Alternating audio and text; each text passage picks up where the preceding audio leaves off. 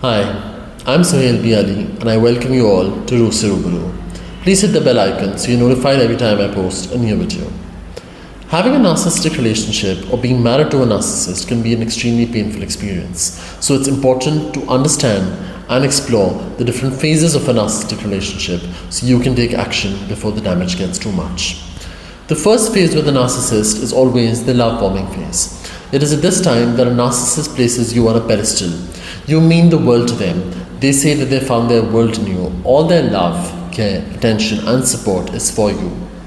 It is important for you to understand that nobody falls in love faster than a narcissist because they need a place to live. And you are that place. You are their supply. They move on very quickly from one relationship to the other, from one relationship to getting married again, so on and so forth, because they need a place to live. They need a distraction from their damaged self. So they are not in love with anybody, they're just infatuated with their current partner because that infatuation distracts them from their damaged self. Don't be fooled by this. Don't assume that there's a lot of love and you're hopeful about it. Do understand that the abuse will follow. It is at this point during a narcissistic relationship that a lot of people assume or mistakenly assume that they found their soulmate, but that is not true. Because what follows soon after is the second phase of a narcissistic relationship, which is the devalue phase.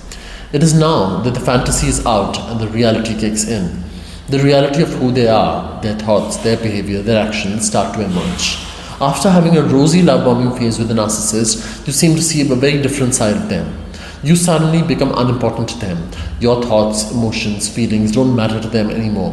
In fact, you could get labeled for being very sensitive or overreacting too much, simply because you choose not to go with the flow.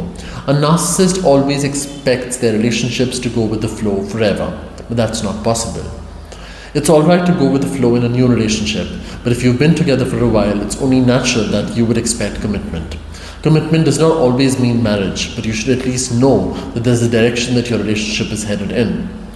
This is when you start having emotional needs and expectations from the narcissist, and this just plays around with the fantasy version that they have in their head, because for them a relationship is all about late night calls, messages, date nights, outings, sex and nothing more. So they want to be with you, hang out with you, be in a relationship with you, but not be emotionally committed to you. It is because of this that they cannot deal with your expectations and needs.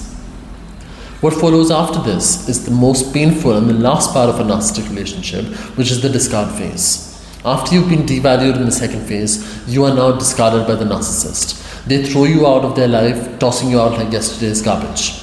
There's no remorse, there's no guilt, there's no accountability for what they've done with you. They would just do whatever they want to and move on with someone else. The cycle would repeat with another person, and you would get no closure. A narcissist does not want you questioning them. If they feel that the fantasy version that they had in their mind about a relationship is getting interfered with, they will leave you. It's funny, but that's the truth, that a narcissist gets mad at you for getting mad at them, without realizing that you are angry because there's a context to it. You're not getting unnecessarily mad at them. They've done something that has triggered you, but they penalize you by discarding you from their lives because they want to show you that they are at the top of things.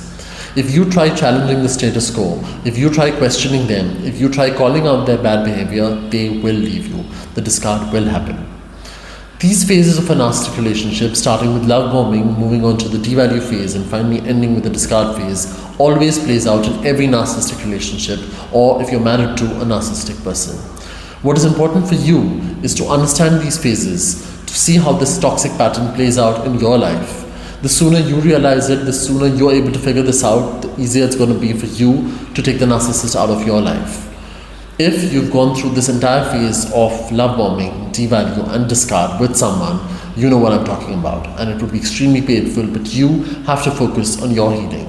And if it's someone who's still in one of the first two phases, please make sure that you get out at the earliest. If you like this video, please like, share and subscribe, and I'll see you all in the next one.